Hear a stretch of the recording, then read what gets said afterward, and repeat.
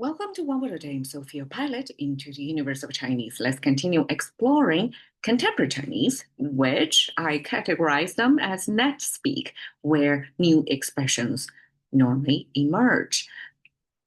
搞抽象 is today's expression, and you can see simplified, traditional look the same versus 2,000 years ago, which got a lot more details. It's a three Chinese character expression deviate from the four standard Chinese expressions. So in a way, if you hear three Chinese characters, it's almost like it's not serious. It's not trying to shoot for eternity because lots of long time used, long standing Chinese fixed expressions came in four characters.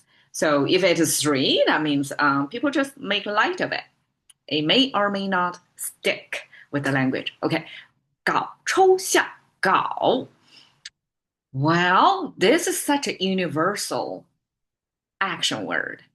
In English, we have do or make, such that you can apply to different situations without contextualized. Those do or make or be like these are almost like universal. It covers so many different variety of behaviors. So same as this 搞, we use 搞对象, dating, 搞事业,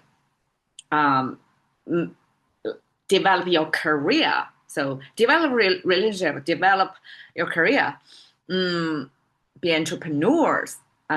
搞事情 is like make a fuss about something. So the three commonly used scenarios applying this 搞 is almost like make something out of nothing. Either it's a relationship, like there used to be strangers, right? And then it's somebody who is pretty close to you, 搞. And 事业 is also entrepreneur. It's no such business before. Now you start it, put in lots of work versus 搞事情. It's make a fuss about something, which means regularly or normally people would ignore it. But somebody decide to make a big deal out of something. So same action word, 搞. And it's made of two things. One is the five-finger hand symbol here that Chinese abstracted into the shape. It's like two curves connected by one trunk. So this one trunk, of course, is the hand, and then it's the spread of the hand, right? And then the middle finger tilted toward the right side because it's a differentiator, because we have a similar looking Chinese character that came from totally different sources, meant different things. That's animal hair or fur, also kind of puffing horizontally. So somebody decided to differentiate between the two, add this tilting toward the right or left. So now when it's right, we know five-finger hand symbol. We also have a three-finger hand symbol, which kind of looking like this. And that is, it's like a minor role. It's not a major, not the leading role in this character. Versus five-finger, if we draw it out in all number of fingers, that means it's the hand action. It's something you do with your hand. So the dictionary back 2,000 years ago doesn't have exactly this 搞 character. It could be something that added later, because language is a living thing. It keeps evolving. Things come and go. Expressions or characters, ways to abstract and describe a reality comes and go. Some die with lifestyle, right? Or a substrate of people's interest and behavior. Some stay with us. So this 搞, we in 2,000 years ago we have this 角, which is totally different situation, and the later add-on concept would have this five-finger hand symbol with 高, which you may say, okay, that is the sound maker, and hand is the meaning maker.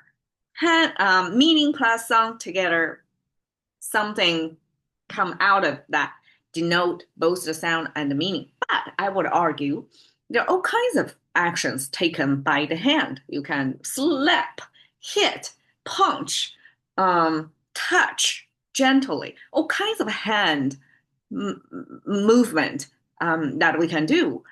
Um, so why?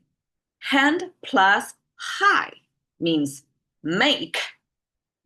I would, okay, this is my imagination because I don't exactly know over the history, over the evolution, like which genius put these two together to make it such a universal meaning that's make of something out of nothing. Well, the Gao, which is this two-story building, we almost can visualize it with, okay, this is the roof, and then we have two windows, right? They're stacking up. So it's two-story building, and the bottom even have this arch that's holding the bottom layer structure. So this two-story buildings means something is rise above the ground, at least two-story high. And then we imagine ancient times probably building higher rises, like skyscraper was a later thing. It's a post-industrial age thing, right? And in ancient times, build something tall without collapsing. It was really some high tech back then, ancient world. So when you can build something tall as two-story high with your hand, that's almost equivalent of the magic that you can make something out of nothing. You can make something rise above the ground. So that's my imagined connotation. Why hand plus high, those two concepts together make this concept. Okay, chou, you can see same thing happen. Chou is a hand motion. So we have 5-finger hand symbol. The right side is you, which is this box with a cross in it is a farm field. And when we have the top of the farm field sticking out, that means something come from the farm field.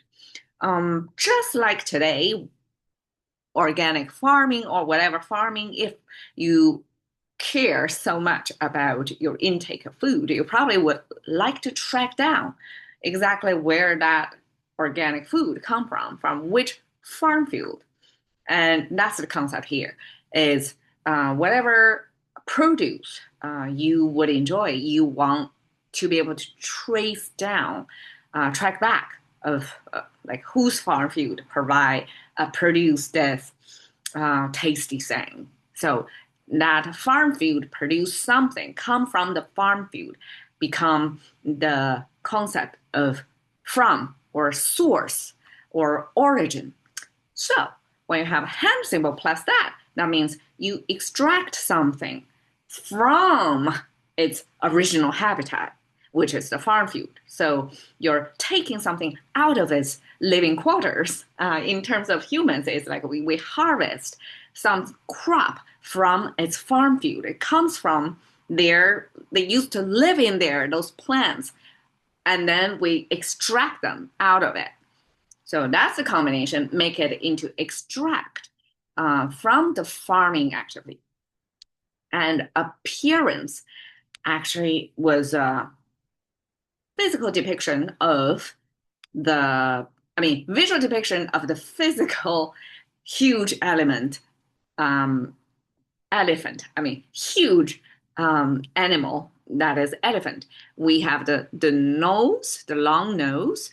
Probably that's the elephant husk. And then we have 2 ears, 4 legs, and a tail. So this is as much detail as 2D frame, a small space can put down visually to show this is elephant.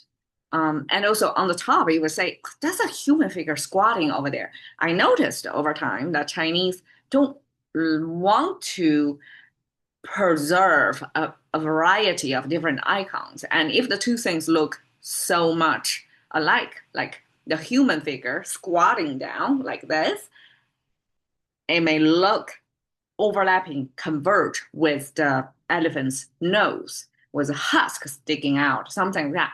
Then the nose and husk wouldn't kind of deserve its own separate icons or visual depictions. And so the look-alike, the human side view figure would take place of that. That's my theory. It's the economy of characters. You don't invent so much more for those that's low frequency use, because elephant nose would be very specific type of physical object. Okay, so extract appearance means to be abstract, because the elephants in Chinese, we use elephant to mean different aspects of things, especially for large, complicated things.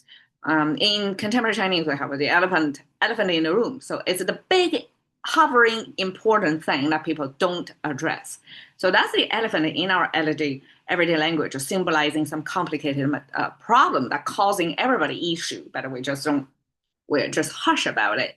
But in Chinese, we use elephant to mean appearance, one aspect of things. So when we extract from the appearance, it's almost like we're generalizing from different occurrence. So each incidence or occurrence is one way or one presentation or iteration about something, and we want to extract the general behavior or rules that's governing behind all these different occurrences. So that's abstraction. I mean, we know that math is the best abstraction a human came up with, which used the formula to describe all kinds of things, happenings, but following the same rule, the same formula, right? So that's how Chinese express what is abstract, is extract the essence or build a model out of the different appearances of things.